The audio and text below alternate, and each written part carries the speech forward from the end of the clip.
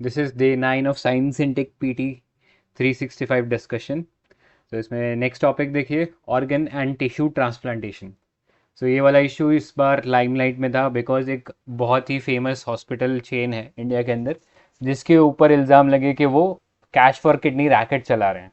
UK के एक journalist का रिपोर्ट में ये पता लगा कि ऐसा कोई हॉस्पिटल चेन है जो कि हाई प्रोफाइल लोगों को किडनी जो है वो दे रहा है कैश के बदले। जनरली हमारे कंट्री के अंदर अब कोई ऑर्गन ट्रांसप्लांट हो सकता है तो इट कुड बी इधर एल्ट्यूरिस्टिक, मतलब आपका फैमिली का मेम्बर ही आपको दे दे बिना किसी पैसे के लेन देन के, या कोई इंसान है जो कि मरने से पहले डिक्लेयर कर देता है कि मेरे ऑर्गन्स जो है वो मरने के बाद किसी को दे दिए जाएं, या फिर कोई जो पर्सन है एक्सीडेंट के अंदर जिसका डेथ हो जाती है या फिर ब्रेन डेड हो जाता है तो वहाँ पे उनके जो फैमिली मेम्बर्स है वो कंसेंट दे सकते हैं जिसके थ्रू ऑर्गन्स दिए जा सकते हैं किसी ऐसे पर्सन को जिसके ऑर्गन फेलियर हो चुका है या जिसे ऑर्गन ट्रांसप्लांट की ज़रूरत है। ठीक है, तो ये कैश फॉर जो किडनी है ये इलीगल है हमारी कंट्री में। तो इससे रिलेटेड एक अथॉरिटी है national organ and tissue transplantation organisation, NOTTO नाम की ये ऑर्गेनाइजेशन है और ये मिनिस्ट्री ऑफ हेल्थ के अंदर वर्क करती है। तो हमारे कंट्री के अंदर जितना भी ऑर्गन ट्रांसप्लांट है या कोई टिश्यू प्लांट ट्रांसप्लांट है उसका जो पूरा नेटवर्क है उसको कैसे कोऑर्डिनेट करना है, उसे कैसे मैनेज करना है, वो सब ये नोटो नाम की ऑर्गेनाइजेशन देखती है। ठीक है, अब ट्रांसप्लांटेशन का मतलब आपको पता है कि किसी पर्सन के अंदर हम कोई ऑर्गन या कोई टिश्यू जो है किसी और पर्सन से हम प्लांट कर देते हैं। सो इसमें आप बहुत सारे एग्जाम्पल दे सकते हो, जैसे किडनी ट्रांसप्लांट, लिवर ट्रांसप्लांट भी होता है, लंग ट्रांसप्लांट भी होता है, हार्ट ट्रांसप्लांट भी हुआ है। तो बहुत सारी चीज़ें ऐसे ट्रांसप्लांट होती रही थी ऑर्गन्स के फॉर्म में, पर आजकल हम टिश्यूज़ भी ट्रांसप्लांट करने लगे। जैसे इसका एक बहुत फेमस एग्जाम्पल है कॉर्निया ट्रांसप्लांट। ठीक है, स्किन, बोन, हार्ट वॉल्स और ब्लड वेसल्स, इन सब का भी हम ये जो टिश्यूज़ हैं इनको निकाल कर हम लगा सकते हैं। कॉर्निया क्या होता है? कॉर्निया हमारी आँख जो है ना उसके ऊपर जो सबसे टॉप वाला लेयर जो है उसे कॉर्निया बोलते हैं। ठीक है, जिसके थ्रू हम लोग देख पाते हैं, राइट। तो स्किन के जो टिश्यूज़ हो गए, बोन टिश्यू, बोन मैरो वगैरह, ये भी ट्रांसप्लांट किए जा सकते हैं। अब एक चीज़ याद रखना, अगर ट्रांसप्लांट हम किसी एक सेम पर्सन की ही बॉडी से करें, फॉर एग्जाम्पल आपने सुना होगा बर्न के केसेस हो जाते हैं। ठीक है, किसी पे एसिड अटैक हो गया या इन जनरल बर्न हो गया तो क्या करते हैं उसकी थाइस पे से स्किन को निकाल कर थोड़ा सा और उसके फेस पे ट्रांसप्लांट कर देते हैं। मतलब एक सिचुएशन ऐसा होता है जहाँ पे ये होता है। तो अगर सेम पर्सन की बॉडी में से ही कोई ऑर्गन या कोई टिश्यू को हम लोगों ने कहीं पे ट्रांसलोकेट किया या ट्रांसप्लांट किया तो उसे हम बोलते हैं ऑटोग्राफ्ट, मतलब उसके खुद की ही बॉडी से हम लोगों ने वो ग्राफ्ट लिए हैं। और जनरली स्किन के जो केसेस होते हैं वहाँ पे ये ग्राफ्ट देखने को मिलते हैं। अब कोई भी ट्रांसप्लांट करने से पहले कुछ चीज़ें मैच करना ज़रूरी है। ऐसा नहीं कि आप रैंडम पर्सन ए से कोई ऑर्गन उठाया और रैंडम पर्सन बी को लगा दिया, ऐसा नहीं होता। इसका रीज़न क्या होता है, हमारी बॉडी का जो इम्यून रिस्पॉन्स होता है ना, वो जैसे ही किसी फॉरेन बॉडी या कोई फॉरेन ऑर्गन या फॉरेन टिश्यू हमारी बॉडी के अंदर ट्रांसप्लांट किया जाएगा तो हमारा इम्यून सिस्टम उसे आइडेंटिफाई कर सकता है और उसे अटैक करना चालू कर देगा। तो ऐसे में वो ऑर्गन फेलियर हो सकता है या वो ग्राफ्ट फेलियर की सिचुएशन आ जाती है। तो इसलिए कि हमारा इम्यून सिस्टम उसे अटैक ना करे उस ट्रांसप्लांट को, इसके लिए कुछ चीज़ें मैच की जाती हैं डोनर और रिसिपिएंट के बीच में। जैसे हम चेक करते हैं कि उसके बॉडी के अंदर जो डोनर है उसके बॉडी के अंदर जो इम्यून रिस्पॉन्स है एक स्पेसिफिक एंटीजन के अगेंस्ट वो कैसा है। एंटीजन मतलब एक जैसे आइडेंटिटी कार्ड होता है ना हमारा, जिसको देख के हम पहचान सकते हैं किसी पर्सन को, वैसे ही हर ऑर्गन का एक मॉलिक्यूल होता है या उसके ऊपर कोई प्रोटीन होता है जिसके थ्रू हमारी बॉडी के जो इम्यून सिस्टम है उसे रिकग्नाइज कर सकती है। तो अगर हमारा इम्यून रिस्पॉन्स उसके अगेंस्ट स्ट्रॉन्गर है तो ऐसे पर्सन से हम ट्रांसप्लांट जो है वो नहीं ले पाएंगे या मुश्किल होगा लेना। इसके अलावा हम ब्लड ग्रुप भी मैच करते हैं। फॉर एग्जाम्पल मुझे किसी से किडनी, लेट्स से मेरे को ट्रांसप्लांट कराना है किडनी का, ठीक है, मेरा ब्लड ग्रुप बी पॉजिटिव है तो मैं किसी बी पॉजिटिव वाले पर्सन से ही ट्रांसप्लांट ले पाऊंगा। या फिर एक सिचुएशन क्या हो सकता है कि ओ पॉजिटिव वाले पर्सन से ट्रांसप्लांट ले सकता हूँ, क्योंकि ओ जो है वो यूनिवर्सल डोनर होता है। आपको पता ही होगा ब्लड ग्रुप का, ये हम लोगों ने पढ़ा हुआ है। ठीक है, तो ये ओ जो है वो यूनिवर्सल डोनर होता है, वो किसी को भी ब्लड दे सकता है। तो ऐसे में अगर मैं बी पॉजिटिव हूँ तो मैं केवल बी पॉजिटिव वाले पर्सन से या ओ पॉजिटिव वाले पर्सन से ही जो किडनी है या कोई ऑर्गन है वो ट्रांसप्लांट करवा सकता हूँ, राइट। अब ऑर्गन ट्रांसप्लांट करने के बावजूद भी हमारा इम्यून रिस्पॉन्स ट्रिगर हो सकता है, तो उसको सप्रेस करने के लिए ऐसे पेशेंट को जिसने ट्रांसप्लांट करवाया है उसे ज़िंदगी भर इम्यूनो सप्रेसेंट गोलियां लेनी पड़ती है, जिसके चलते उसका जो इम्यून सिस्टम है वो थोड़ा वीकेंड रहेगा। ठीक है, सो ये ब्रॉड फ्रेमवर्क होता है कि कैसे हम लोग ट्रांसप्लांट कर सकते हैं ऑर्गन्स का या टिश्यूज़ का। अब लीगल फ्रेमवर्क की बात करते हैं। तो पहला था हमारी कंट्री के अंदर ये ऑर्गन, इनिशियली ऑर्गन ट्रांसप्लांट जब चालू हुआ तो उसको मैनेज करने के लिए गवर्नमेंट ऑफ इंडिया ने एक एक्ट बनाया जिसका नाम था transplantation of human organs act 1994। इसके अंडर किसी लाइव या ब्रेन डेड, ये स्टेम पता नहीं क्यों लिखा है इन्होंने, ये ब्रेन डेड मतलब वेजिटेटिव स्टेट में है बट उसका ब्रेन काम नहीं कर रहा है, राइट। तो ऐसी सिचुएशन में अगर कोई पेशेंट या कोई पर्सन आ गया है तो उससे हम हार्वेस्ट कर सकते हैं ऑर्गन्स और किसी ऐसे पर्सन को दे सकते हैं जिसको जिसको उसकी ज़रूरत है, राइट। सो यहाँ पे वर्ड पे ध्यान देना ऑर्गन था, ठीक है, क्योंकि अभी हमारी टेक्नोलॉजी इतनी एडवांस नहीं होती। हम टिश्यूज़ वगैरह के ऊपर बाद में आए थे, इनिशियली हम ऑर्गन्स पे थे, बाद में हम टिश्यूज़ के ऊपर भी आ गए, तो इसलिए इसे रीनेम करना पड़ा और इसे अमेंड किया गया और अब इसका नाम हो गया transplantation of human organs and tissues act 2011। ठीक है, अब एक चीज़ याद रखना, हमारी इंडिया के अंदर जो लॉ है वो इस तरीके से बना है कि कोई पर्सन तभी ऑर्गन डोनेट कर सकता है जब या तो वो 18 ईयर्स से अबव है, मतलब कोई लिविंग डोनर जो है, लिविंग पर्सन भी डोनेट कर सकते हैं, जैसे किडनी डोनेट कर सकता है, क्योंकि हमारे पास 2 पेयर्स ऑफ किडनी होते हैं, ठीक है, मतलब एक पेयर ऑफ किडनी होता है और उसमें से एक किडनी के ऊपर भी एक ह्यूमन जो है वो सर्वाइव कर सकता है। तो ऐसे में एक किडनी जो है वो दी जा सकती है to some other patient who needs it. ठीक है, सो लिविंग डोनर की अगर बात करें तो a person has to be more than 18 years of age, तभी उसमें से हम ये डोनेशन करवा सकते हैं, ठीक है, ऑर्गन्स का। और दूसरा कैटेगरी है डिसीज्ड ओनर। डिसीज्ड ओनर मतलब उसका डेथ हो गया है, तो ऐसे में उसका कोई पेरेंट या कोई लीगल गार्जियन जो है वो ऑथराइज कर सकते हैं जिसके थ्रू उनका जो ऑर्गन है वो हार्वेस्ट किया जा सकता है। ठीक है, तो ये चीज़ें पता होने चाहिए। नेक्स्ट, हमारे पास एक नेशनल ऑर्गन ट्रांसप्लांट प्रोग्राम भी है जो कि करंटली रन हो रहा है फॉर द पीरियड 21-22 टू 25-26। इसके अंदर हम एक नेशनल रजिस्ट्री बना रहे हैं of organs and tissue donation and transplantation. तो पूरा का पूरा रजिस्ट्री होगा, इसके अंदर आपको आके अपना रजिस्ट्री कराना होगा अगर लेट्स से किसी पर्सन को कोई ऑर्गन ट्रांसप्लांट करवाना है और उसको कोई पर्सन चाहिए जो कि ये ऑर्गन डोनेट कर सके, तो उनको ये रजिस्ट्री के अंदर जाके अपना एंट्री कराना पड़ेगा। और अगर कोई सक्सेसफुल ट्रांसप्लांटेशन भी होता है इसके थ्रू तो वो भी रजिस्टर्ड होगा। ठीक है, सो यही काम का है, इससे ज़्यादा कुछ काम का नहीं है, ठीक है, ज़्यादा डिटेल में जाने की ज़रूरत नहीं है। अब देखो रिसेंटली ना एक नया चीज़ भी काफ़ी न्यूज़ में था कि हम पिग्स से कुछ उनके ऑर्गन हार्वेस्ट करके ह्यूमंस में लगाते हैं। जैसे आपने एक बहुत फेमस केस सुना होगा, एक पर्सन को पिग्स की जो किडनी थी वो ट्रांसप्लांट करके लगाई गई और काफ़ी उसका फेमस भी हुआ वो वाला ऑपरेशन जो था, और बोला जा रहा था कि ये शायद किडनी ट्रांसप्लांट जो है उसकी जो रिक्वायरमेंट है उसको फुलफिल करने में हेल्प कर सकता है। और वो कुछ महीना भर चला भी, बट उसके बाद जो ऑर्गन था उसको रिजेक्ट कर दिया ह्यूमन बॉडी ने और उससे उस पर्सन की डेथ हो गई थी। ठीक है, सो यहाँ पे ये वर्ड आता है जीनो ट्रांसप्लांटेशन। जीनो मतलब हम कोई ऐसा ऑर्गन या कोई ऐसा टिश्यू जो कि नॉन ह्यूमन है, जैसे पिग हो गया, कई बार ना फिशेस के स्केल्स जो होते हैं ना उनको भी इस्तेमाल किया जाता है एज ग्राफ्ट, स्किन ग्राफ्ट के तौर पे इस्तेमाल किया जाता है। कोई किसी का बर्न, बहुत सीवियर बर्न केस होता है तो उसके ऊपर फिश के स्केल भी लगाए गए हैं। तो these are all examples of xeno transplantation, जहाँ पे नॉन ह्यूमन टिश्यू या ऑर्गन जो है ह्यूमन रेसिपिएंट के अंदर ट्रांसप्लांट किया जाता है। और आपको पता होगा कल हम लोगों ने ना डायबिटीज़ का बात किया था, इससे पहले डायबिटीज़ के बारे में बात किया था, जहाँ पे हम लोगों ने बात किया था एक हार्मोन है कॉल्ड इंसुलिन, जो ब्लड के अंदर शुगर का लेवल जो है वो मैनेज करता है, कंट्रोल करता है। और ये जो डायबिटीज़ होती है, मैंने बताया भी था कल, टाइप 1 डायबिटीज़ होती है जहाँ पे हमारे बॉडी का ये जो पेनक्रियाज होता है, ये जो इसलेट ऑफ लेंगरहेंस नाम के जो टिश्यूज़ होते हैं वो इंसुलिन प्रोड्यूस करना बंद कर देते हैं। तो ऐसे में हमें आर्टिफिशियली इंसुलिन के इंजेक्शंस लेने पड़ते हैं। तो अभी तो हम सिंथेटिकली इंसुलिन बनाने लग गए, लेकिन आज से कई साल पहले ऐसा जब सिंथेटिकली इंसुलिन नहीं बना पा रहे थे तो क्या करते थे, तो हम पिग का जो पेनक्रियाज होता था उसको हार्वेस्ट करते थे और उसमें से इंसुलिन निकालते थे, राइट। तो इस तरीके से ये जेनो ट्रांसप्लांटेशन जो है ये काफ़ी समय से चला आ रहा है और इसमें कुछ ऑर्गन्स या टिश्यूज़ जो है हम किसी नॉन ह्यूमन से ले सकते हैं। ठीक है, सो ये पता होना चाहिए इसके बारे में। आगे चलते हैं। अब ई सिगरेट से ये कोई काम का नहीं है, ठीक है, ज़बरदस्ती का पेज भरा हुआ है, कोई नहीं पूछ रहा है ई सिगरेट के बारे में, तो इसको स्किप करो, आगे बढ़ो। वैसे आपको ये पता होना चाहिए इंडिया के अंदर ये ई सिगरेट जो है ये बैन है और इसका कोई इंपोर्ट एक्सपोर्ट कुछ नहीं कर सकते हो, ठीक है।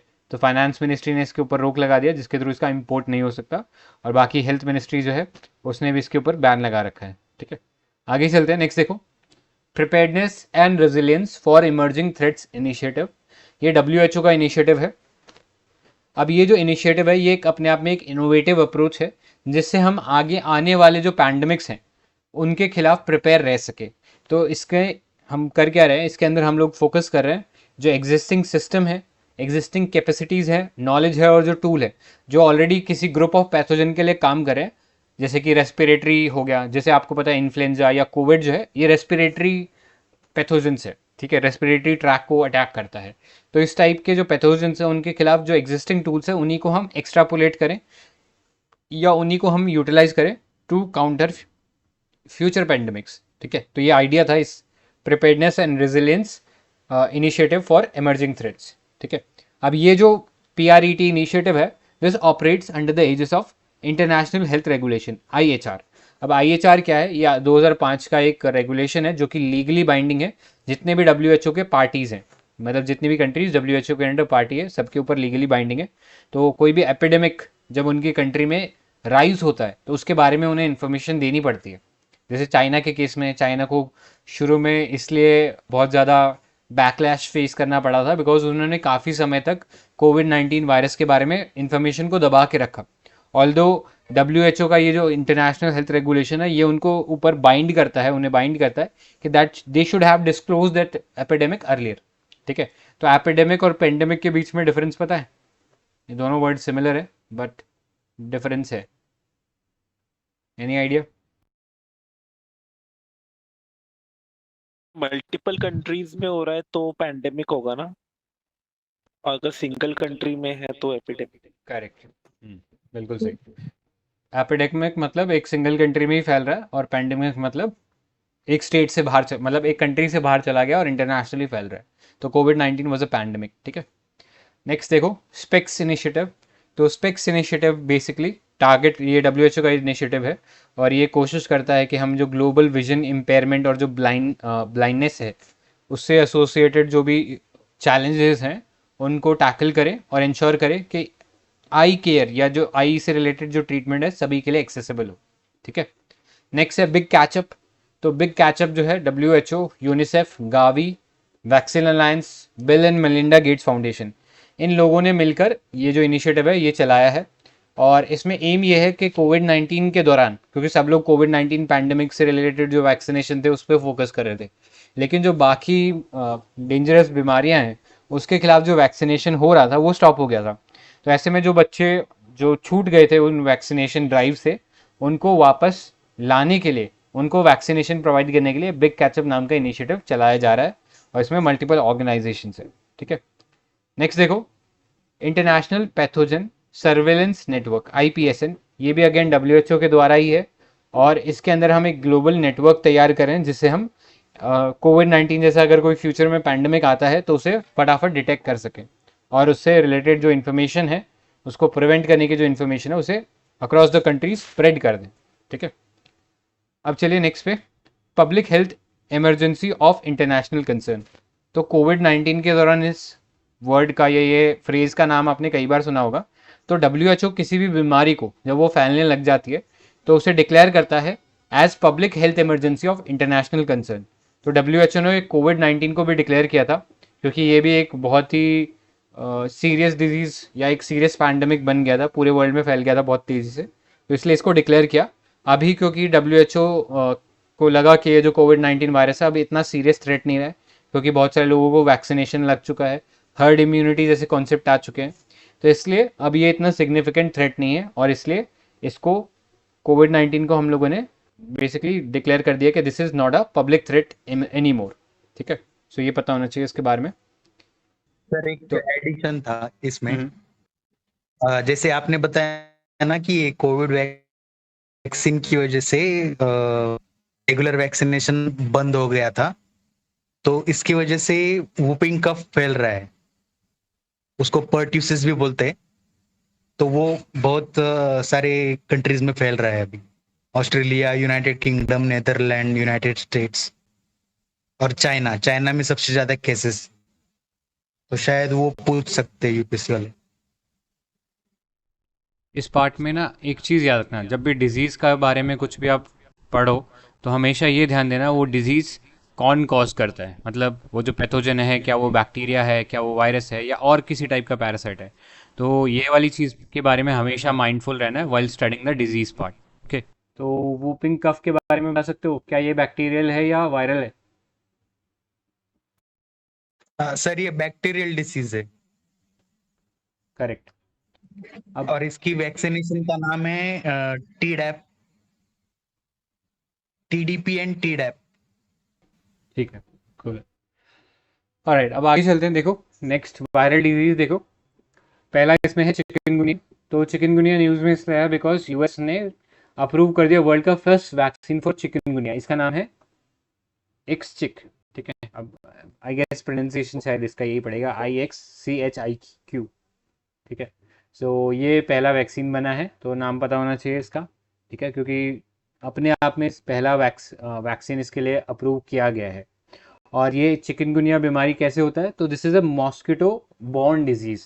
मतलब मॉस्किटो जो है इस वायरस को कैरी करता है अपने अंदर, और फिर जैसे ही किसी ह्यूमन को बाइट करता है तो चिकनगुनिया वायरस उस ह्यूमन के अंदर चला जाता है।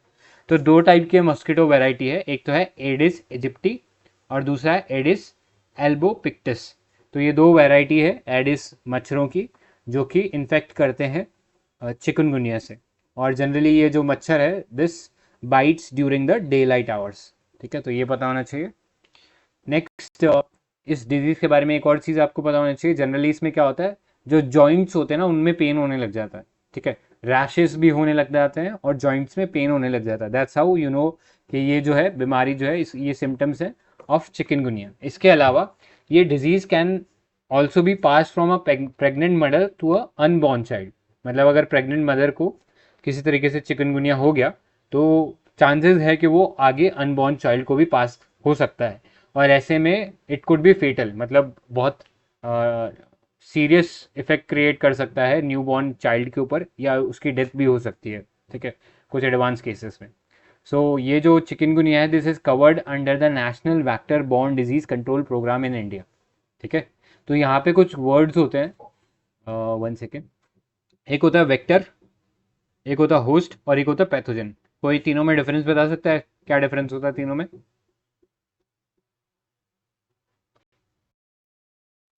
वेक्टर उसको बोलते हैं जो ट्रांसमिट करने में हेल्प करता है, होस्ट जहाँ पे वो डेवलप हुआ, और पैथोजन वो जो कि डिजीज काउज करता है।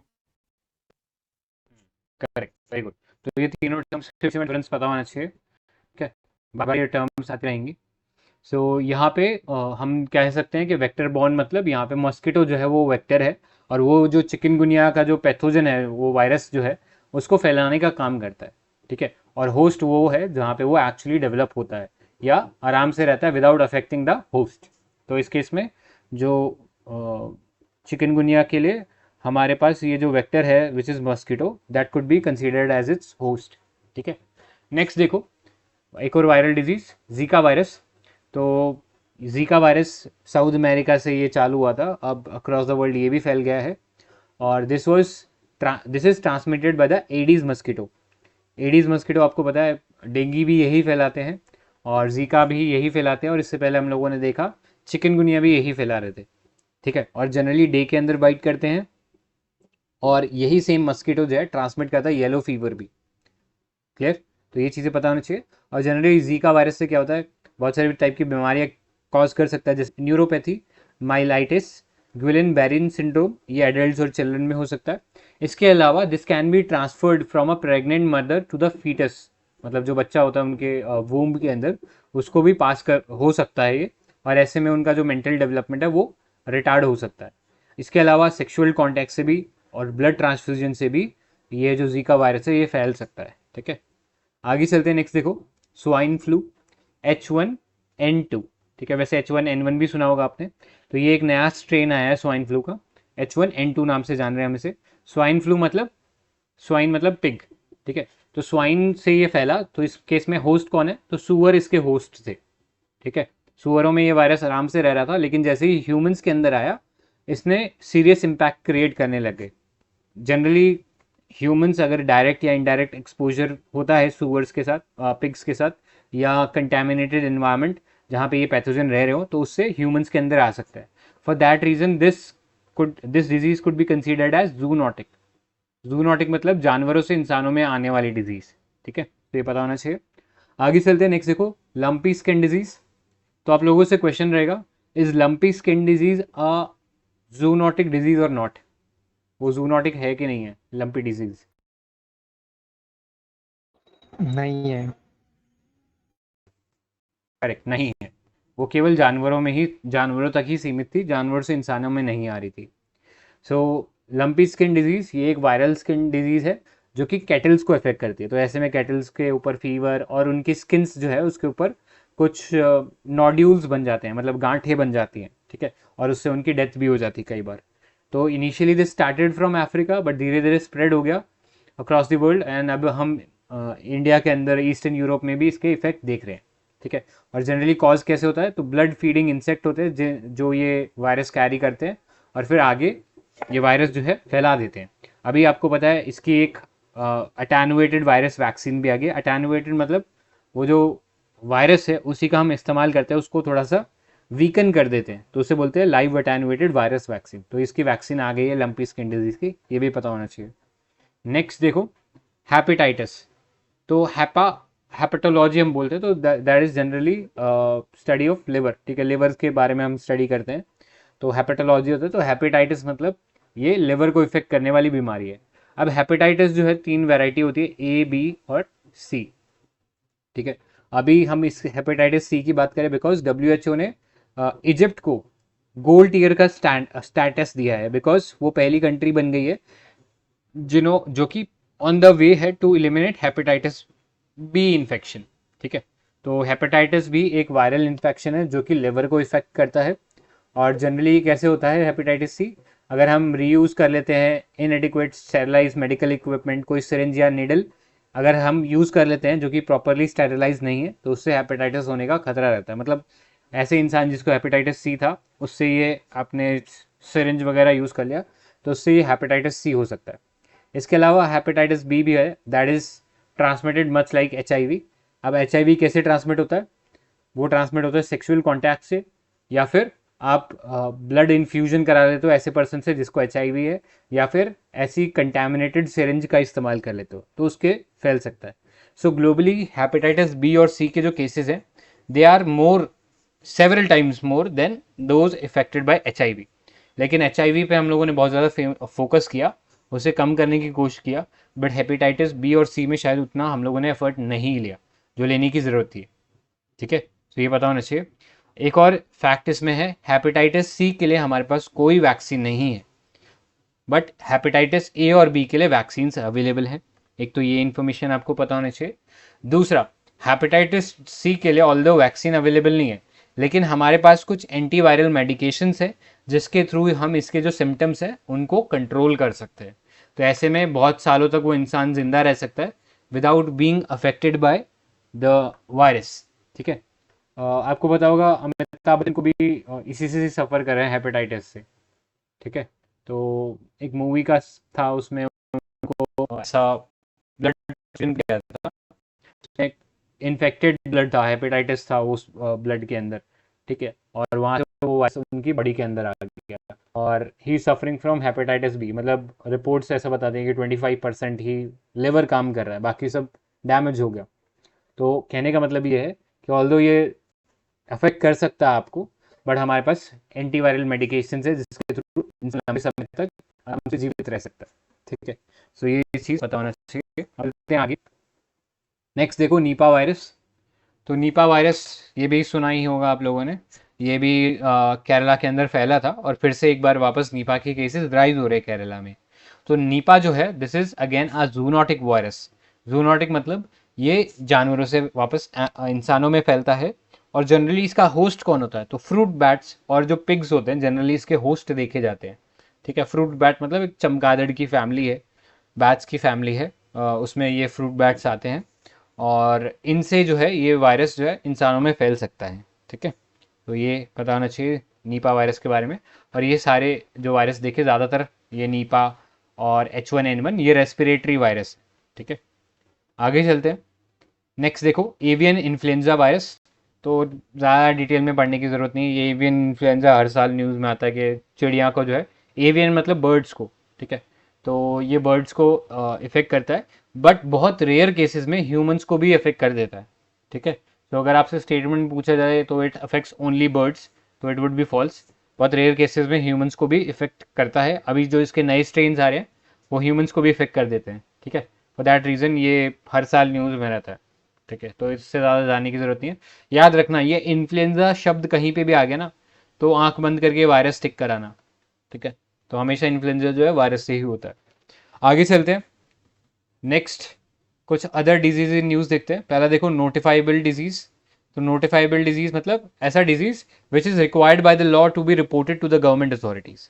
अगर सपोज इंडिया में किसी को नीपा हो गया है तो वो जो केस है उसको रिपोर्ट करना मैंडेटरी है, क्योंकि उसके अकॉर्डिंग गवर्नमेंट जो है फिर कुछ इंटरवेंशंस लेगी to control the spread of the disease, ठीक है। That's why it's called a notifiable disease, right. So WHO के जो रेगुलेशन है, international health regulation 1969, requires disease reporting to WHO to help its global surveillance and advisory rule.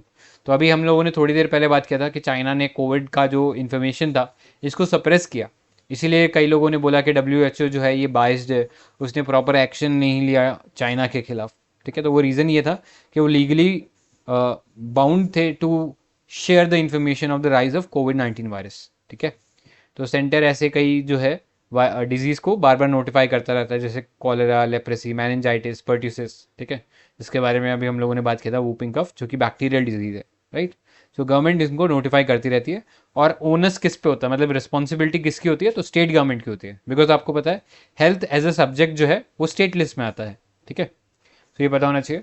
आगे चलते हैं। Next एक disease देखो लिम्फेटिक फिलियारियसिस, जिसे हम एलिफेंटियासिस भी बोलते हैं और हिंदी में से हाथी पाँव बोलते हैं। मतलब इसमें जनरली जो पैर होते हैं वो फूल जाता है एंड एक हाथी के साइज का हो जाता है, ठीक है। तो ministry of health and family welfare ने इनॉग्रेट किया second phase of mass drug administration initiative to eliminate lymphatic filariasis by 2027, ठीक है। सो ये जो लिम्फेटिक फिलारिसिस है ये नेग्लेक्टेड ट्रॉपिकल डिजीज़ है। नेग्लेक्टेड ट्रॉपिकल डिजीज़ का मतलब ऐसी डिजीज़ जो कि बड़ी बड़ी फार्मा कंपनीज़ ने उन्हें अवॉइड कर दिया, बिकॉज ये वाला जो ट्रॉपिकल रीजन है यहाँ पे जनरली पुअर कंट्रीज़ हुआ करती थी और इन लोगों में मतलब इन रीजन के लोगों के अंदर इतनी बाइंग पावर नहीं थी, तो फार्मा कंपनीज ध्यान भी नहीं देती थी ऐसी डिजीज़ पे, तो इन्हें बोलते हैं नेग्लेक्टेड ट्रॉपिकल डिजीज़, ठीक है। सो ये जो एलिफेंटियासिस है कैसे होता है, तो एक माइक्रोस्कोपिक पैरासाइट है नेमाटोड या वर्म बोल सकते हो, राउंड वर्म, वो हमारे लिम्फेटिक जो सिस्टम है उसमें पहुंच जाता है। लिम्फेटिक मतलब एक नेटवर्क है नसों का, ठीक है, वेन्स का एक नेटवर्क है, उसके अंदर ये जो नेमाटोड है या जो पैरासाइट है ये चला जाता है और धीरे धीरे इन्फ्लेमेशन कॉज करने लगता है, मतलब सूजन क्रिएट कर देता है, जिससे हमारा बॉडी जो है वो फूलने लग जाता है और अब नॉर्मल एनलार्जमेंट हो जाता है बॉडी पार्ट्स का, और इसलिए ये नाम पड़ा एलिफेंटियासिस, ठीक है। सो याद रखना ये एक राउंड वॉर्म जो है या नेमाटोडिया या एक कीड़ा बोल सकते हैं पैरासाइट, जो कि इसे कॉज करता है। नेक्स्ट चलते हैं। नेग्लेक्टेड ट्रॉपिकल डिजीज़ के बारे में हम लोगों ने बोल दिया। अभी रिसेंटली नोमा नाम का एक डिजीज़ है जिसे नेग्लेक्टेड ट्रॉपिकल डिजीज़ डिक्लेयर किया गया है बाय WHO। तो ये नोमा जो है this is a severe gangrenous disease. Gangrenous मतलब वो जो ऑर्गन जैसे है ना खराब सा होने लग जाता, सड़ने लग जाता है, तो ये एक गैंग्रेनियस डिजीज़ है of mouth and face and mainly affect small children between age 2 to 6 years, जो कि जनरली माल न्यूट्रिशन से सफ़र करते हैं। तो ऐसे बच्चों में ये बीमारी हो जाती है और ज़्यादातर ये बीमारी जो है अफ्रीका कॉन्टिनेंट में देखी गई है, ठीक है। सो इसलिए ये पता होना चाहिए।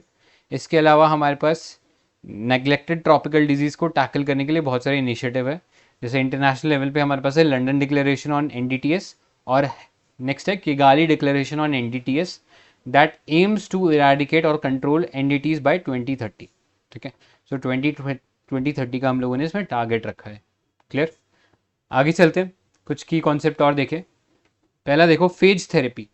तो फेज थेरेपी क्या है, ये बेसिकली एक ऐसा क्यूरेटिव प्रोसीजर है या एक ऐसी थेरेपी है जहाँ पे हम बैक्टीरियोफेजेस का इस्तेमाल करते हैं टू ट्रीट बैक्टीरियल इन्फेक्शन, ठीक है। अब बैक्टीरियोफेजेस होते क्या हैं, ये कुछ ऐसे वायरसेस होते हैं जो कि सिर्फ बैक्टीरिया को इफेक्ट करते हैं, मतलब बैक्टीरिया सेल्स को इफेक्ट करके उन्हें ख़त्म कर देते हैं। तो ये होते हैं बैक्टीरियोफेज, यानी एक टाइप का वायरस ही होता है जो कि बैक्टीरियाज को मारता है। ठीक है।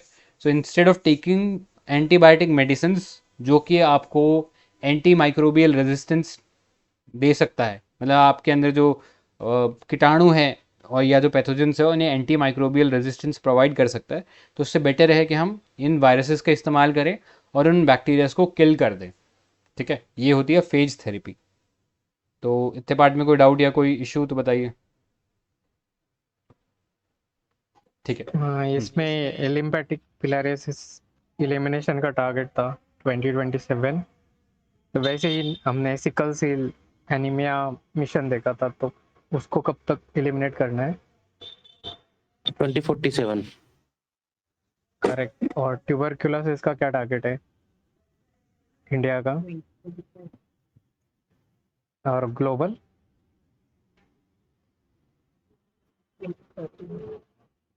राइट। और क्या वायरस को हम आर्टिफिशियल मीडियम में बना सकते हैं? ये 2021 में था क्वेश्चन। नो। क्यों, क्या रीजन हो सकता है? Because virus is not a cell anything. Genetic material नहीं होता ना सर। अच्छा, ये 2013 में एक PYQ था, उसमें एक स्टेटमेंट था कि वायरस के पास मतलब जो एंजाइम होते हैं for the generation of energy वो लैक करते हैं और उनको होस्ट भी लगता है रहने के लिए, तो उस वजह से। करेक्ट। तो ये इंपॉर्टेंट है, सारे फैक्ट्स वगैरह पता होने चाहिए। ठीक है, न्यूज़ में है। अब एक चीज़ याद रखना, ये जो बैक्टीरियोफेजेस का जो ट्रीटमेंट है, this is beneficial in the sense कि ये तो ना तो एंटी माइक्रोबियल रेजिस्टेंस कॉज करता, दूसरा ये सिर्फ इफेक्ट करता है बैक्टीरियल सेल्स को, ह्यूमन सेल्स को नहीं मारता है, और नॉन टॉक्सिक होता है नेचर में। तो इसलिए ये जो बैक्टीरियोफेज थेरेपी है काफ़ी न्यूज़ में है। नेक्स्ट देखो मैक्रोफेजेस। तो मैक्रोफेजेस होते क्या है? These are type of white blood cells, हमारे WBCs जो होते हैं, जिन्हें हम सोल्जर सेल्स के नाम से भी जानते हैं, which act as the first line of defence against any infection. हमारी बॉडी में जैसे ही कोई इन्फेक्शन आता है, उसके एंटीजन को पहचान लिया जाता है बाय आर इम्यून सिस्टम, और उसको मारने के लिए ये जो मैक्रोफेजेस है इनको डिप्लॉय किया जाता है। तो वो रिकग्नाइज करते हैं ऐसे फॉरेन सेल पैथोजेंस को और उन्हें मारना चालू कर देते हैं हमारी बॉडी के अंदर ही। ठीक है। सो अभी एक स्टडी हुआ था जिसमें पता लगा ये जो सेंशिएंट मैक्रोफेजेस हैं in the lungs, they promote tumour growth. ठीक है। तो पहले बात करते हैं ट्यूमर क्या होता है। What is the difference between tumour and cancer? कोई बता सकता है?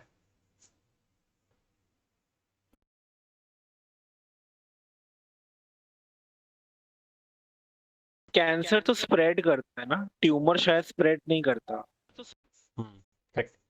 और थोड़ा रिफाइन करें तो कैंसर इज या tumour is uncontrolled growth of cell. हमारे बॉडी में जितने भी सेल्स हैं ना, उनको पता है कि उनको कितना ग्रो करना है, लेकिन कैंसर में सेल पागल हो जाता है, उसे समझ में नहीं आता कितना ग्रो करना, और वो फैल के एक लंप क्रिएट कर लेता है। तो अगर ये ऐसा सिचुएशन है जहाँ पे कैंसर जो है, ये ट्यूमर जो है ये फैल रहा है, ठीक है, इसे हम बोलते हैं मेलिग्नेंट ट्यूमर। मेलिग्नेंट मतलब गंदा, ठीक है, बैड। तो मेलिग्नेंट ट्यूमर होता है तो वो कैंसर होता है। एक ट्यूमर होता है बेनाइन ट्यूमर। ठीक है, बेनाइन की स्पेलिंग देख लेना, मेरे को याद नहीं आ रही, यही होती है, बेनाइन मतलब गुड होता है। ठीक है। सो बेनाइन ट्यूमर जो है दैट इज़ गुड ट्यूमर, और वो लोकलाइज्ड होता है, वो कहीं फैल नहीं रहा होता। बट अगर ये फैलने लग जाता है तो this becomes a situation of cancer. तो ये दोनों में डिफरेंस होता है।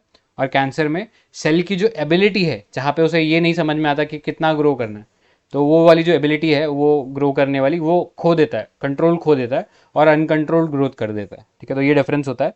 तो ऐसा पाया गया ये जो सेंशिएंट मैक्रोफेजेस हैं, दे डू नॉट डाई, और हमारी बॉडी भी उसे एलिमिनेट करती नहीं है, और इसलिए वो बॉडी में पड़े रहते हैं ट्यूमर की तरह, और इससे हम ज़ॉम्बी सेल्स भी बोलते हैं। ठीक है। सो ये पता होना चाहिए, मैक्रोफेजेस के बारे में था। मैक्रोफेजेस आर गुड, लेकिन ये जो सेंशिएंट मैक्रोफेजेस हैं दीज आर हार्मफुल। ठीक है, आगे चलते हैं। नेक्स्ट देखो न्यूक्लियर मेडिसिन। तो न्यूक्लियर मेडिसिन अभी न्यूज़ में इसलिए था बिकॉज रशिया ने एक इनिशिएटिव लिया है अंडर द ब्रिक्स कोलैबोरेशन, जिसमें वो न्यूक्लियर मेडिसिन को रिसर्च कर रहे हैं। ठीक है। सो न्यूक्लियर मेडिसिन है क्या?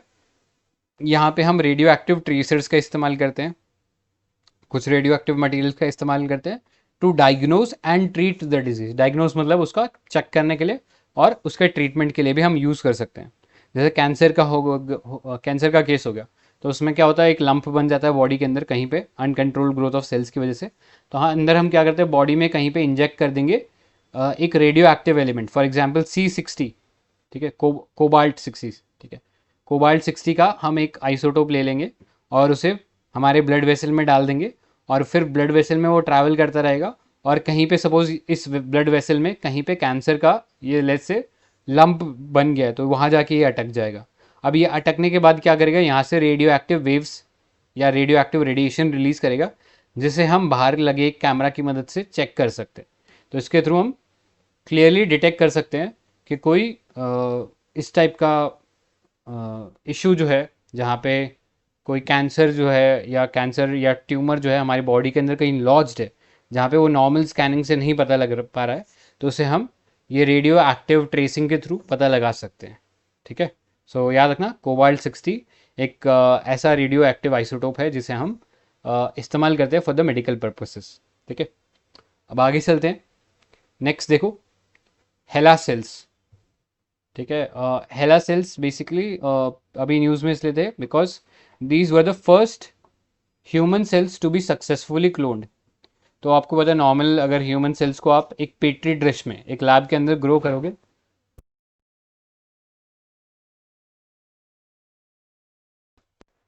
ठीक है, तो नॉर्मल सेल्स को अगर आप एक पेट्री डिश में कहीं पे लैब में ग्रो करोगे, तो कुछ समय के बाद उनकी अपने आप डेथ हो जाएगी, वो ज़्यादा समय तक जिंदा नहीं रह पाएंगे या ज़्यादा समय तक ग्रो नहीं कर पाएंगे। क्यों? क्योंकि वो एक नॉर्मल एजिंग प्रोसेस होता है। जैसे हमारी बॉडी में भी क्या है, धीरे धीरे हमारी बॉडी एज करती है, तो हमारी बॉडी में ये जो रीजनरेशन की जो कैपेसिटी होती है सेल्स की, वो धीरे धीरे कम होती जाती है। लेकिन ये जो हेला सेल्स है, ये बड़ा एक यूनिक केस है। ये एक लेडी थी US के अंदर, और उसको कैंसर था, ट्यूमर था उनको। तो उनके ट्यूमर में से बिना बताए उन्होंने ये वाले सेल बायोप्सी में निकाल लिए, और इन सेल्स को पीट्री डिश में ग्रो किया। और ये बात है 1950s की। तब इतने लॉज स्ट्रांग नहीं थे, और बिना बताए इस टाइप के सैंपल उन लोगों ने ले लिए थे उस लेडी से, उसके ट्यूमर सेल्स में से। उसके बाद लेडी की तो डेथ हो गई थी, लेकिन ये सेल्स आज तक जिंदा है, ये ग्रो करे जा रहे हैं आज भी। ठीक है, सो इन्हें बेसिकली बोलते हैं immortal cells. These are immortal. क्यों? क्योंकि अभी तक मरे नहीं है, क्योंकि इनके अंदर कुछ ऐसा म्यूटेशन हो गया था जिसके थ्रू इनकी जो एबिलिटी है, जिसके थ्रू वो नेचुरली एज करने चाहिए थे, वो नहीं हुआ, और ये कॉन्टिन्यूसली डिवाइड करते रहे। ठीक है, सो ये एक यूनिक चीज़ हुआ, इसलिए हेला सेल्स या इमॉर्टल सेल्स बोलते हैं इन्हें, और ये एक लेडी के ट्यूमर सेल से लिए गए थे। अब इनका सिग्निफिकेंस क्या है? एक तो ये हमें हेल्प करता है in radiation treatment, cosmetic, gene mapping और स्टडी ऑफ ह्यूमन डिजीज वगैरह में ये सेल्स हमारी हेल्प करते हैं। ठीक है, तो ये पता होना चाहिए। नेक्स्ट देखो, सेरावैक वैक्सीन। ये अभी हमारा जो सेरम इंस्टीट्यूट ऑफ इंडिया है, जिसने आपको पता है इंडिया के अंदर जो कोविड-19 की जो वैक्सीन थी वो बनाई थी, तो यही जो सेरम इंस्टीट्यूट ऑफ इंडिया, सेरावैक की अभी एक वैक्सीन निकाली है, और इसे मार्केट किया जा रहा है as a India's first indigenous quadrivalent human papilloma virus. तो पैपिलोमा वायरस एक वायरल इन्फेक्शन है जो कि सर्विकल कैंसर कॉज कर सकता है, एंड ये जो सर्विकल कैंसर है ये वुमेन्स को इफेक्ट करता है। ठीक है, so this could be transmitted either through sexually transmitted infection, उसके फॉर्म में भी हो सकता है, राइट। और इसको टैकल करने के लिए, इसे कर्ब करने के लिए सेरावैक नाम की ये जो वैक्सीन है, ये सेरम इंस्टीट्यूट ऑफ इंडिया ने अभी बनाया है। ठीक है, सो ये पता होना चाहिए। आगे चलते हैं। नेक्स्ट देखो, इनवर्स सर इसको वैक्सीन। क्वाड्रिवेलेंट क्यों बोल रहे हैं?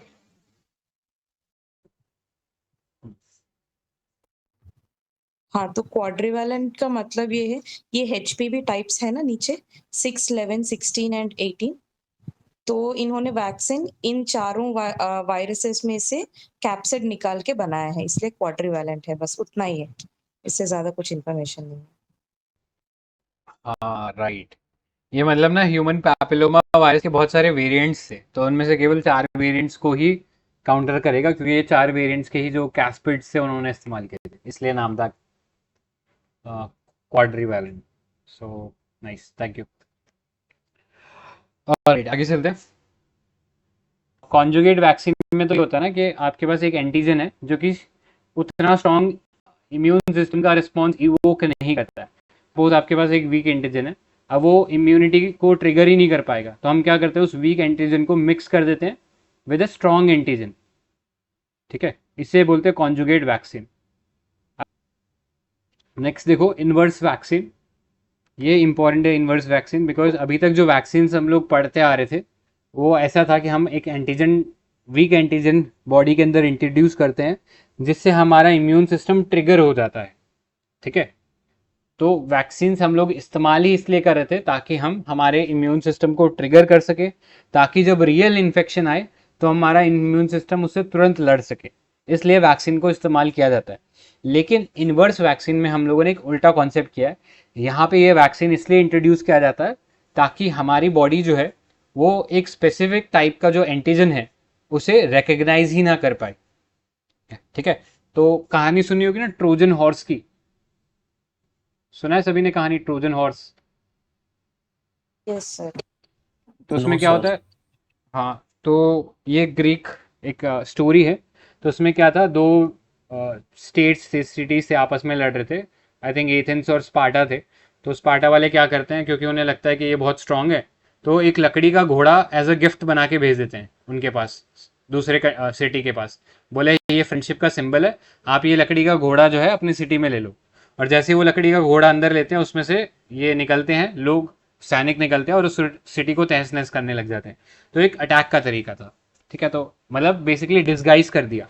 तो ऐसे ही हम इनवर्स वैक्सीन में बॉडी के लिए बेनिफिशियल एक सिचुएशन क्रिएट करते हैं जहाँ पे हम एक स्पेसिफिक एंटीजन को डिस्गाइज कर देते हैं ताकि हमारा जो इम्यून सिस्टम है उसे रिकग्नाइज करे एज फ्रेंडली।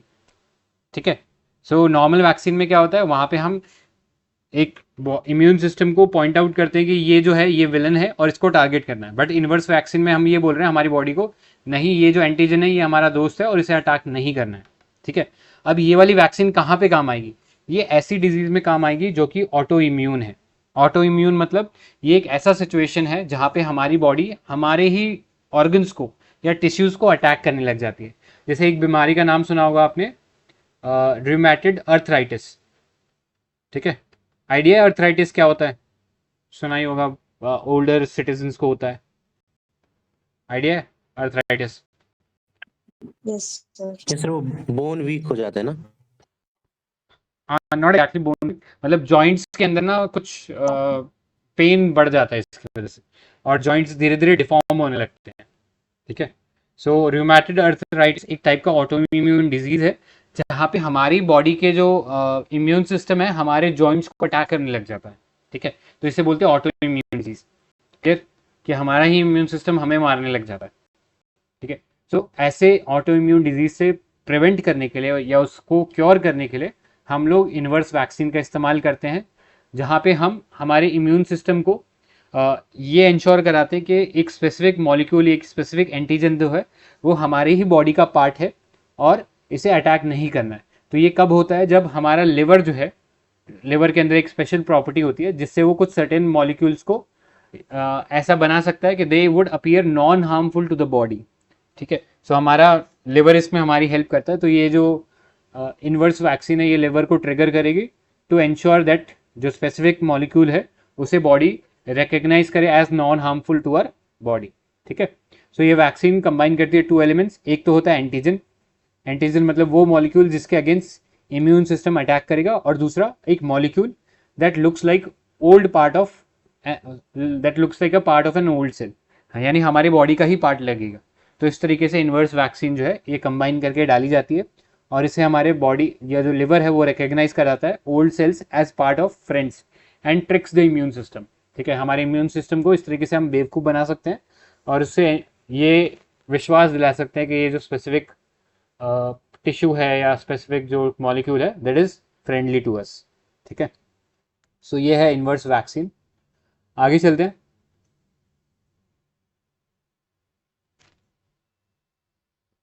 नेक्स्ट देखो मोनोक्लोनल एंटीबॉडीज।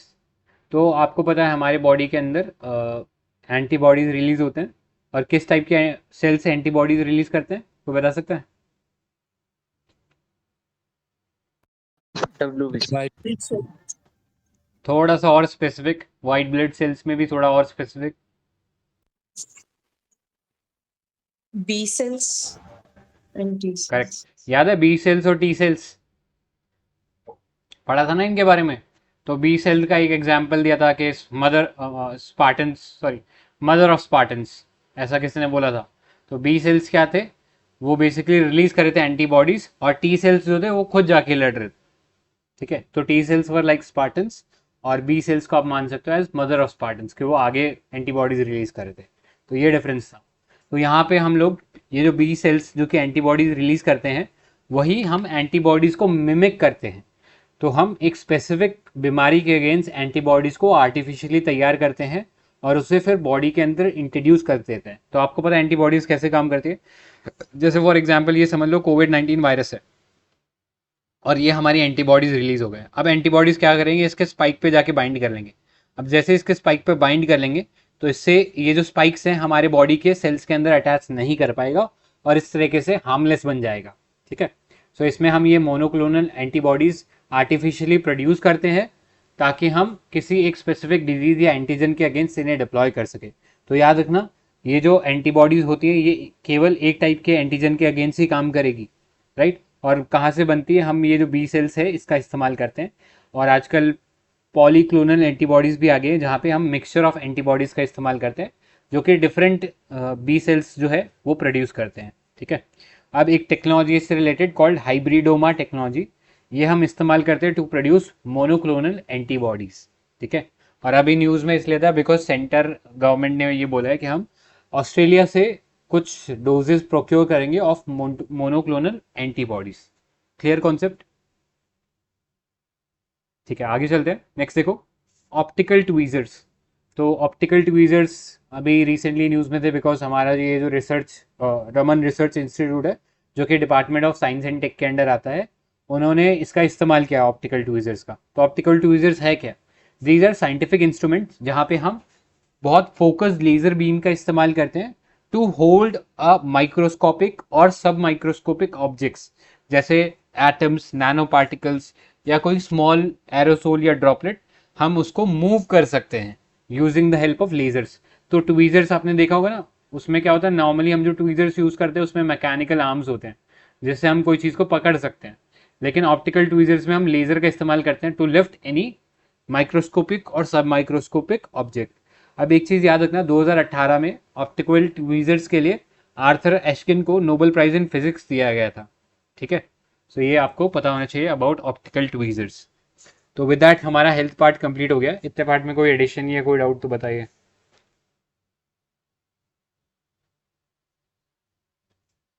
ठीक है, फिर आगे चलते हैं। नेक्स्ट देखो, तो अल्टरनेटिव एनर्जी। तो this is battery energy storage system, BESS।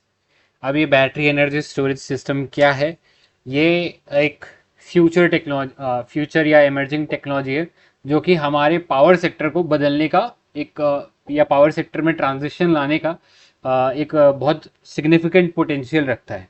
ठीक है, तो पहले देखते हैं ये न्यूज़ में क्यों था। Because solar energy corporation of India, उन्होंने सक्सेसफुली कमीशन किया है इंडिया का largest battery energy storage system in Chhattisgarh. तो आपको लोकेशन पता होनी चाहिए, आपको ये पता होना चाहिए किसने लॉन्च किया और क्या लॉन्च किया है। ठीक है, तो SECI which is solar energy corporation of India, इसने इसे लॉन्च किया है। अब ये याद रखना, सेकी जो है this works under the aegis of ministry of new and renewable energy. और ये जो इन्होंने battery energy storage system design किया है, this has been designed under viability gap funding. तो कोई बताइए वायबिलिटी गैप फंडिंग क्या होती है, what is it? Come on भाई लोग, इकोनॉमिक्स याद करो, पढ़ा है ना पीपीपी में। Viability gap funding is a type of public-private partnership in which private players are told to raise revenue and remaining shortfall is given by public sector.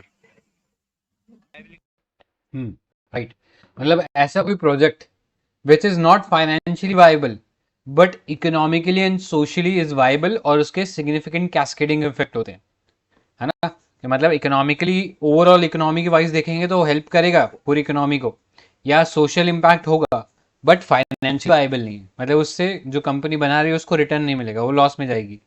तो ऐसे में उसका लॉस को कवर अप करने के लिए गवर्नमेंट उसको पैसा देती है अपफ्रंट। कोई और स्कीम बता सकते हो जहाँ पे वायबिलिटी गैप फंडिंग का इस्तेमाल किया गया हो? उदय स्कीम, डिस्कॉम अश्योरेंस योजना। हाँ, मे बी उसमें गवर्नमेंट ने बॉन्ड्स खरीदे थे ना। हाँ ठीक है। एक और स्कीम है बहुत फेमस है, उड़ान स्कीम। उड़ान में क्या बोल रहे हैं, गवर्नमेंट ने बोला भाई तुम एयरपोर्ट बनाओ, चाहे उधर फ्लाइटें कम जा रही हो, लोग कम फ्लाइट से जाते हो उधर, तो उसमें जो शॉर्टफॉल होगा वो हम देंगे। ठीक है, तो इसके थ्रू इंडिया में बहुत सारे एयर स्ट्रिप्स जो है वो रिजुविनेट हुए हैं या बने हैं और यूज़ में आ रहे हैं। ठीक है, तो ये एक एडिशनल डिटेल थी। अब वापस आते हैं हमारे साइंस एंड टेक वाले पार्ट पे। ये तो इकोनॉमिक्स का पार्ट था। ठीक है, सो साइंस एंड टेक में हम देखते हैं एनर्जी स्टोरेज सिस्टम के बारे में, यानी ऐसा सिस्टम जिसमें हम एनर्जी स्टोर कर सकते हैं। तो मैकेनिकल हो सकता है, इलेक्ट्रोकेमिकल हो सकता है, इलेक्ट्रिकल हो सकता है, केमिकल भी हो सकता है। तो मैकेनिकल कैसे होगा, सपोज मेरे पास लेट्स से एक मोटर है। ठीक है, जब मेरे पास एनर्जी अवेलेबल थी तो मैंने क्या किया, उस मोटर से पानी को ऊपर एक हाई लेवल पे चढ़ा दिया। ठीक है, एक हाई लेवल पे टैंक बना दिया और वहाँ पे पानी को चढ़ा दिया। अब जैसे ही इलेक्ट्रिसिटी चली जाएगी मैं क्या करूँगा, ऊपर हाइट से वाटर को ड्रॉप करूँगा। अब उस ड्रॉप के नीचे मैं एक टरबाइन लगा देता हूँ। ठीक है, अब वो टरबाइन घूमेगा, उससे इलेक्ट्रिसिटी प्रोड्यूस हो जाएगी। तो समझ रहे हो कि मैकेनिकली हम लोग एनर्जी से हम लोगों ने इलेक्ट्रिसिटी प्रोड्यूस कर दी। राइट, अब इलेक्ट्रोकेमिकल क्या होता है, उसके अंदर हम जो इलेक्ट्रिकल एनर्जी होती है उसे केमिकल एनर्जी में स्टोर करते हैं। जैसे आपकी लिथियम आयन बैटरी, या घर में आपके जो इन्वर्टर्स में लगते हैं लेड एसिड बैटरी लगती है। कभी कभी निकल कैडमियम बैटरीज भी होती है, बट वो जनरली बहुत इंडस्ट्रीज़ में, हाई प्रोफाइल इंडस्ट्रीज़ में आपको देखने को मिलेगी। सो ये होता है इलेक्ट्रोकेमिकल। फिर होता है इलेक्ट्रिकल, जहाँ पे एनर्जी को केवल इलेक्ट्रिकल फील्ड में ही कैप्चर किया गया है या स्टोर किया जा रहा है। तो ये कैपेसिटर्स के अंदर हो सकता है। कैपेसिटर जैसे आपके पंखे में लगता है, वो कैपेसिटर होता है वाइट कलर का। ठीक है, तो कैपेसिटर जो है वो हमारे जो एनर्जी है उसे इलेक्ट्रिकल फॉर्म में स्टोर कर सकता है। फिर आप केमिकल फॉर्म में भी स्टोर कर सकते हो। फॉर एग्जांपल आप लोगों ने इलेक्ट्रिसिटी का इस्तेमाल किया और उससे वाटर का इलेक्ट्रोलिसिस करके उसमें से हाइड्रोजन गैस निकाल लिया, तो आपके पास फ्यूल सेल बन गया। अब आप इसको ऑक्सीजन के साथ कंबाइन करोगे तो इसके थ्रू आपको क्या मिलेगा, आपको इलेक्ट्रिकल एनर्जी मिलेगी। ठीक है, क्लियर है ये कॉन्सेप्ट, तो ये पता होना चाहिए।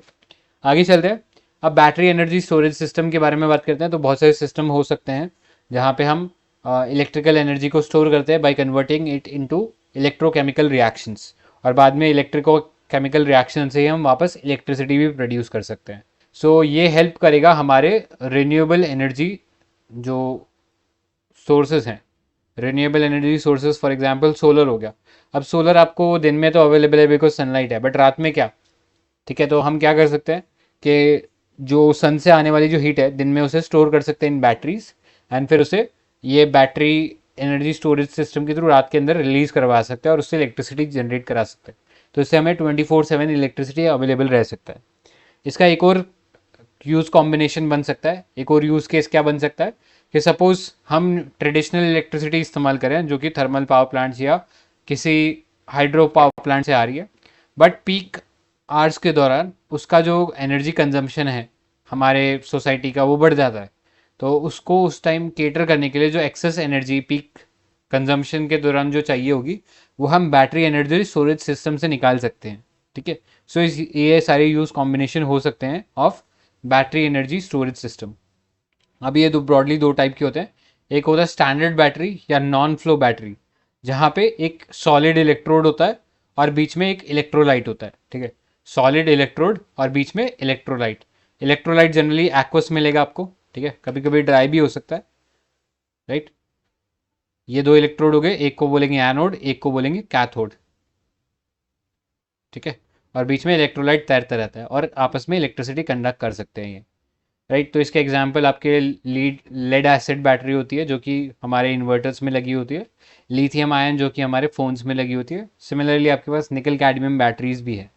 राइट, सो ये आइडिया इसमें ये रहता है कि एनोड कैथोड रहेगा और बीच में एक एक्वस सॉल्यूशन या सेमी एक्वस सॉल्यूशन रहेगा। ठीक है, फिर होती है फ्लो बैटरीज। तो फ्लो बैटरीज में क्या करते हैं हम लोग, इस्तेमाल करते हैं केमिकल्स का। ठीक है, एक ऐसा केमिकल लेते हैं जो कि ऑक्सीडाइज और रिडक्शन रिएक्शन कर सकता है आपस में। ठीक है, तो आपको पता है ऑक्सीडेशन रिएक्शन कौन सा होता है, किस टाइप का होता है ऑक्सीडेशन रिएक्शन। या क्या होता है ऑक्सीडेशन रिएक्शन में, any idea? Sir electrons lose addition of hydrogen. Oxidation मतलब एडिशन ऑफ ऑक्सीजन होता है, ठीक है। और दूसरा जैसे बोला सर ने कि लूजिंग ऑफ इलेक्ट्रॉन्स, ठीक है। तो लूज करेगा इलेक्ट्रॉन तो क्या होता है, पॉजिटिव चार्ज हो जाएगा ऑक्सीडेशन होने पे, है ना। मैंने इलेक्ट्रॉन्स रिलीज कर दिए जो कि नेगेटिव चार्ज थे, तो अब मेरे पास क्या बचेगा, पॉजिटिव बचेगा ना, क्योंकि दोनों कंबाइन होते तो न्यूट्रल होता, लेकिन ऑक्सीडेशन हुआ तो पॉजिटिव, ठीक है। और इलेक्ट्रॉन भाग कहाँ गए, इलेक्ट्रॉन भाग गए इस साइड में, तो ये नेगेटिव चार्ज हो गया। और यहाँ पे क्या होता है, रिडक्शन। रिडक्शन मतलब गेन ऑफ इलेक्ट्रॉन या उसमें हाइड्रोजन का ऐड हो जाना, ठीक है। तो ये जो ऑक्सीडेशन रिडक्शन रिएक्शन हम पहले करवा सकते हैं और बाद में इसी रिएक्शन को रिवर्स कर सकते हैं। सपोज यहाँ पे एक विंड मिल लगी हुई थी, पवन चक्की लगी हुई थी, वो इलेक्ट्रिसिटी डाल रही थी इसके अंदर और इससे ऑक्सीडेशन रिडक्शन रिएक्शन हो गया। अब सपोज मैं ये पवन चक्की जो है या विंड मिल जो है इसको हटा दिया और इसकी जगह मैंने डाल दिया एक बैटरी, सॉरी एक इलेक्ट्रिकल लोड डाल दिया, जैसे बल्ब डाल दिया, तो अब क्या होगा, ये रिवर्स हो जाएगा और इलेक्ट्रिसिटी फ्लो करने लग जाएगा, ठीक है। सो यहाँ पे हम लोग कुछ केमिकल्स का इस्तेमाल करते हैं, ठीक है, और लिक्विड स्टेट में होते हैं, और रेडॉक्स रिएक्शन मतलब रिडक्शन और ऑक्सीडेशन रिएक्शन होता है, ठीक है। सो ये होता है फ्लो बैटरीज। क्लियर?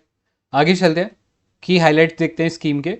तो ये जो बैटरी एनर्जी स्टोरेज सिस्टम है, इसके लिए गवर्नमेंट ने वायबिलिटी गैप फंडिंग तो दी है, जिसके अंदर गवर्नमेंट ने ये बोला है कि हम 40% कैपिटल कॉस्ट आपको अपफ्रंट दे देंगे, आप बस प्लांट लगाओ, उसमें जितना भी कैपिटल कॉस्ट होता है उसका 40% हम आपको दे देंगे एज ग्रांट या वन टाइम या डिफर्ड फॉर्म में, मतलब एक ही साथ दे सकते हैं या फिर कुछ किश्तों में दे सकते हैं। अब इसके अंदर हम 4000 मेगावाट आवर्स का जो बैटरी एनर्जी स्टोरेज सिस्टम है वो लगाएंगे बाय द ईयर 2031, ठीक है। तो ये पता होना चाहिए। दूसरा इसके अंदर एक टर्म है लेवलाइज कॉस्ट ऑफ स्टोरेज। तो ज़्यादा डिटेल में जाने की ज़रूरत नहीं है, कोई काम का नहीं है, तो लेट्स स्किप इट, ठीक है। बहुत ज़्यादा डिटेल भी काम की नहीं है, आगे चलते हैं। ठीक है, आई गेस आज के लिए यहीं एंड करते हैं। लिथियम आयन बैटरी कल करेंगे, ठीक है। तो इतने पार्ट में कोई डाउट या कोई एडिशन?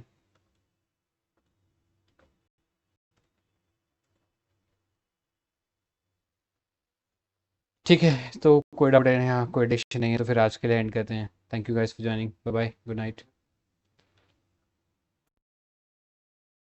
Good night all.